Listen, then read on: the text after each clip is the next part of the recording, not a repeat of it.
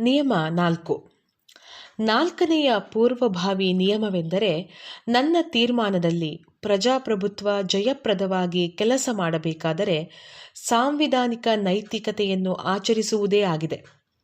ಅನೇಕ ಜನ ಸಂವಿಧಾನದ ಬಗ್ಗೆ ಬಹಳ ಉತ್ಸಾಹಭರಿತರಾಗಿ ಇರುವುದು ಕಂಡುಬರುತ್ತಿದೆ. ಸರಿ, ಆದರೆ ನನಗೇನೂ ಹಾಗಿಲ್ಲ.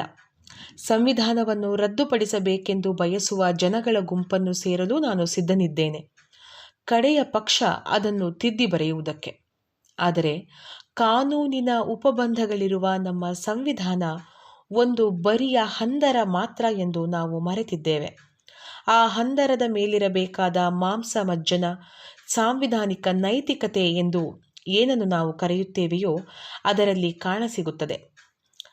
ಹೇಗಾದರೂ ಇಂಗ್ಲೆಂಡಿನಲ್ಲಿ ಅದನ್ನು ಸಂವಿಧಾನದ ಸಂಪ್ರದಾಯಗಳೆಂದು ಕರೆಯಲಾಗಿದೆ ಮತ್ತು ಪ್ರಜೆಗಳು ಆಟದ ನಿಯಮಗಳನ್ನು ಪಾಲಿಸುವುದಕ್ಕೆ ಸಿದ್ಧವಾಗಿರಬೇಕು.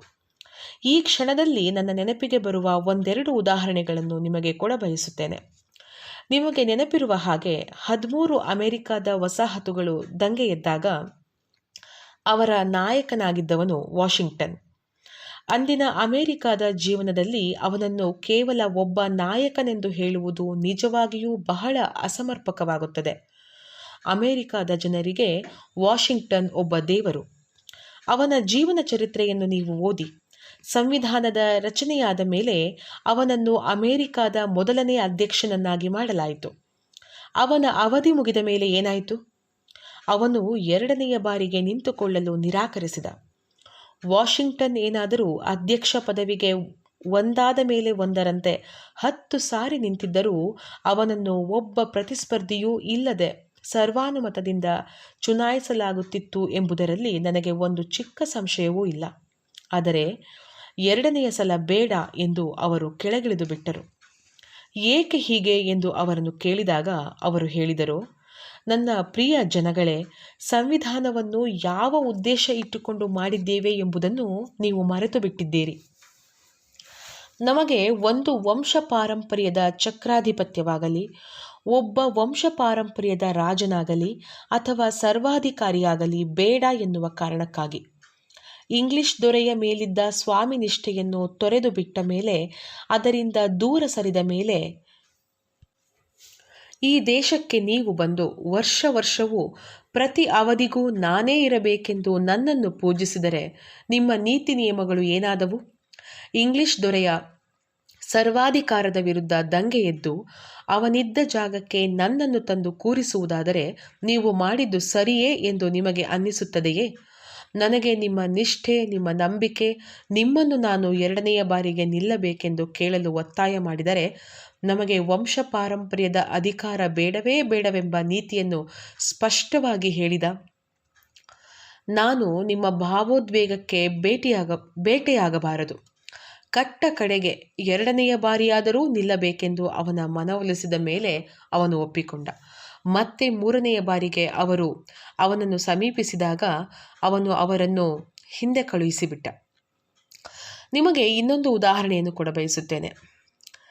ನಿಮಗೆ 8ನೆಯ ವಿಂಡ್ಸರ್ ಎಡ್ವರ್ಡ್ ಯಾರು ಎಂದು ಗೊತ್ತಿದೆ. ಅವನ ಕಥೆಯನ್ನು ಸರಣಿಯಾಗಿ ಟೈಮ್ಸ್ ಆಫ್ ಇಂಡಿಯಾ ಪ್ರಕಟಿಸಿದೆ.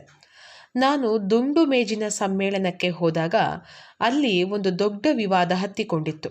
ಅದೆಂದರೆ, ದೊರೆಯನ್ನು ಅವನು ಮದುವೆಯಾಗಬೇಕೆಂದು ಬಯಸಿದ ಸ್ತ್ರೀಯನ್ನು, ಅದರಲ್ಲೂ ಕೆಳದರ್ಜೆಗೆ ಸೇರಿದ ಸಾಮಾನ್ಯ ಪ್ರಜೆಯನ್ನು ಮದುವೆಯಾಗಬೇಕೇ ಅಥವಾ ಮದುವೆಯಾಗಲು ಅನುಮತಿಸಬೇಕೇ ಎಂದು.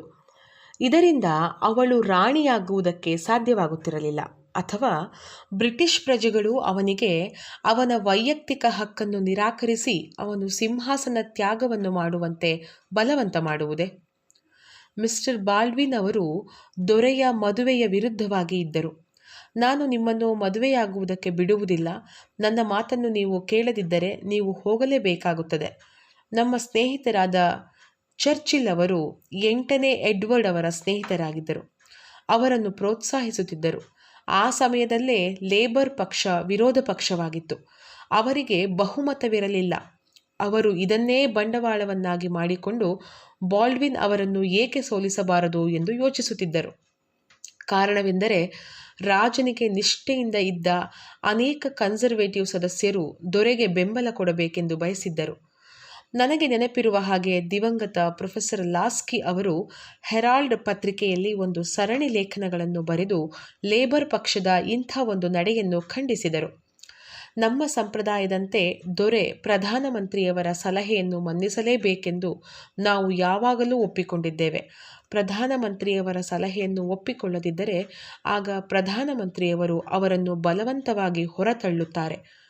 ಸಂಪ್ರದಾಯ ಹೀಗೆ ಇದ್ದು ದೊರೆಯ ಅಧಿಕಾರವನ್ನು ಹೆಚ್ಚಿಸುವ ವಿವಾದಾಂಶದ ಮೇಲೆ ಬಾಲ್ಡ್ವಿನ್ ಅವರನ್ನು ಸೋಲಿಸುವುದು ತಪ್ಪಾಗುತ್ತದೆ. ಕಡೆಗೆ ಲಾಸ್ಕಿ ಅವರ ಸಲಹೆಗೆ ಮಣಿದು ಅವರು ಮಾಡಬೇಕೆಂದುಕೊಂಡದ್ದನ್ನು ಮಾಡಲಿಲ್ಲ. ಆಟದ ನಿಯಮಗಳನ್ನು ನಾವು ಪಾಲಿಸಲೇಬೇಕೆಂದು ಅವರು ಹೇಳಿದರು. ನೀವು ಇಂಗ್ಲಿಷ್ ಚರಿತ್ರೆಯನ್ನು ಓದಿದರೆ ಇಂಥ ಅನೇಕ ಉದಾಹರಣೆಗಳು ನಿಮಗೆ ಸಿಗುತ್ತವೆ.